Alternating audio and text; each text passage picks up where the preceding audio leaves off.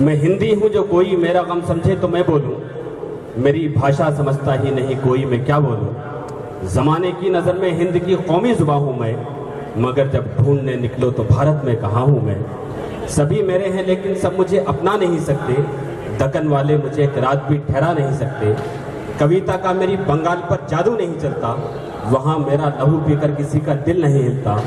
उड़ीसा में उड़ा देते हैं उड़िया मुझको हंस कर, मुझे लब खोलने देते नहीं मद्रास के पत्थर। उतरती हूँ वह खंजर की तरह आसाम के दिल में, लक़ब गूंगी का मिलता है मुझे केरल की महफिल में। खटकता है मराठी आंख में भी पाकपन मेरा, जरा भाता नहीं गुजरात वालों को चलन मेरा।